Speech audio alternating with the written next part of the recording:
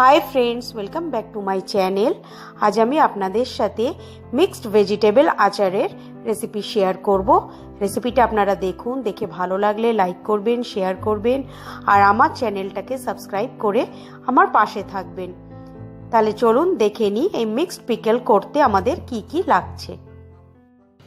এখানে আমি কিছু ভেজিটেবলস কাট করে রেখেছি। আমি এখানে দুটো মূলো, ছোট সাইজের দুটো মূলো নিয়েছি, এটাকে এরকম সরু সরু লম্বা লম্বা করে কেটে নিয়েছি। আমি এখানে গাজরও দুটো নিয়েছি, লম্বা লম্বা করে কেটে নিয়েছি। আর কিছু কাঁচা লঙ্কা নিয়েছি, যেটাকে আমি বোটা ছাড়িয়ে নিয়েছি আর জল দিয়ে খুব ভালো করে এটাকে ধুয়ে নিয়েছি। এবার আমি একটা বোল নেব, বোলের মধ্যে আমি মূলোটাকে নেব আর গাজরটাকে নেব।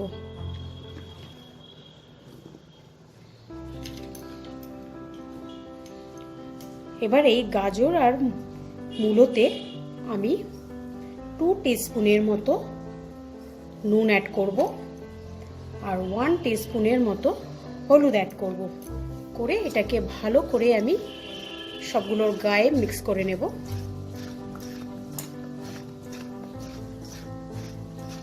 এবার এটাকে আমি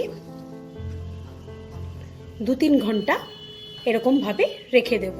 তাতে কি হবে, গাজর আর মূলো থেকে যতটা জল বেরোনোর জলটা বেরিয়ে যাবে। 2 ঘন্টা পর আপনারা দেখবেন এই ভেজিটেবলসের থেকে কতটা পরিমাণে জল বেরিয়েছে।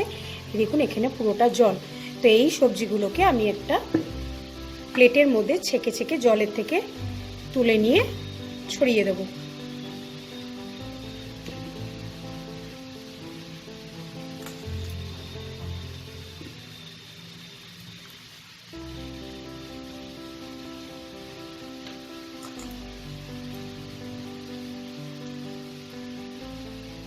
এবার এটাকে রোদে আমি 1 ঘন্টা পুরো জলটাকে শুকিয়ে নেব।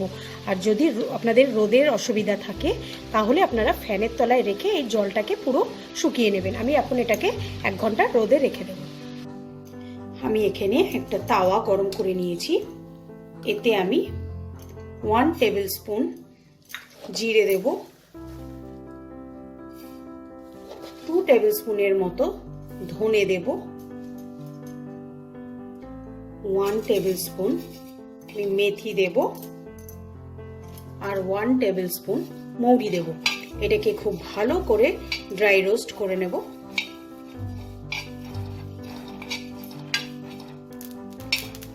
সবগুলো মশলা আমার সুন্দর ভাজা গন্ধ বেরিয়ে গেছে। এবার আমি গ্যাসের ফ্লেমটাকে অফ করে দেব, দিয়ে এটাকে ঠান্ডা করে নেব। এখানে মশলাটা আমার ঠান্ডা হয়ে গেছে।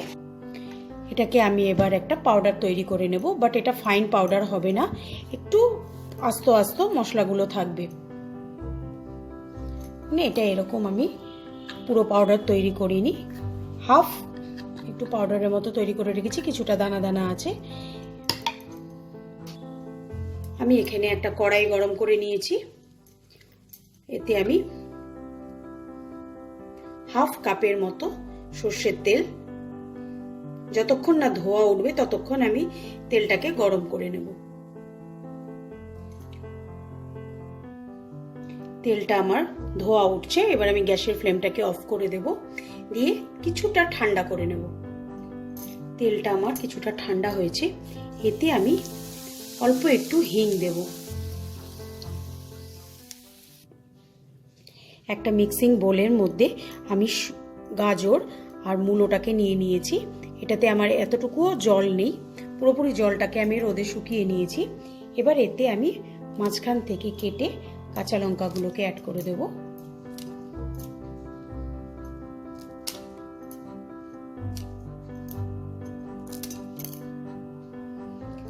এবার এতে আমি অল্প একটু হলুদ দেব, নুনটাও আমি দেব, বাট খুব অল্প, কারণ আগে আমি এটাতে নুন দিয়ে রেখেছিলাম। এবার এতে আমি 1 টিস্পুনের মতো কাশ্মীরি রেড চিলি পাউডার দেব। মিক্সিতে গুঁড়ো করে রাখা মশলাটা দিয়ে দেব।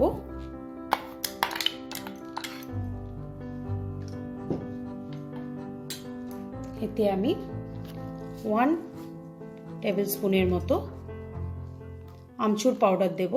টকটা আপনারা আপনাদের স্বাদ অনুযায়ী দেবেন, দরকার হলে টেস্ট করে পরে দেবেন। আর 1 টেবিল স্পুনের মতো আমি ভিনিগার অ্যাড করব। এই ভিনিগারটা প্রিজারভেটিভের কাজ করবে, তাতে অনেক দিন আমার এই আচারটা ভালো থাকবে। এবার আমি এটাকে মিশিয়ে নেব।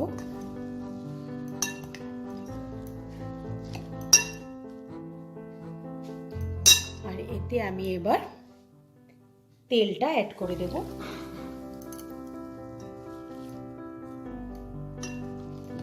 দিয়ে এবার আমি এটাকে ভালো করে মিক্স করে নেব।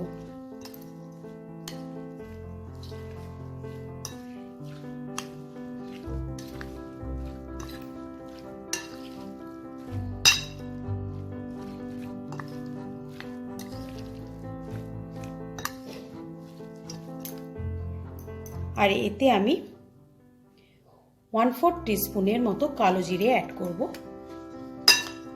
এটা আমার একদম তৈরি হয়ে গেছে।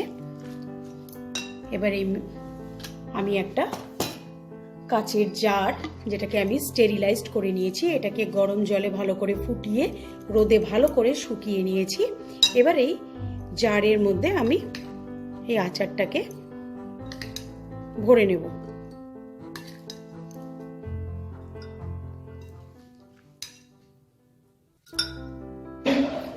আচারটাকে আমি একটা জারের মধ্যে ভরে নিয়েছি।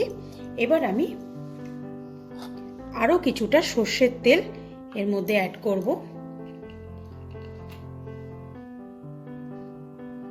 কারণ আচারটা নিচের দিকে থাকবে, সর্ষের তেলটা আমার উপরের দিকে থাকবে। এবার এই জারের মুখটাকে আমি ভালো করে আটকে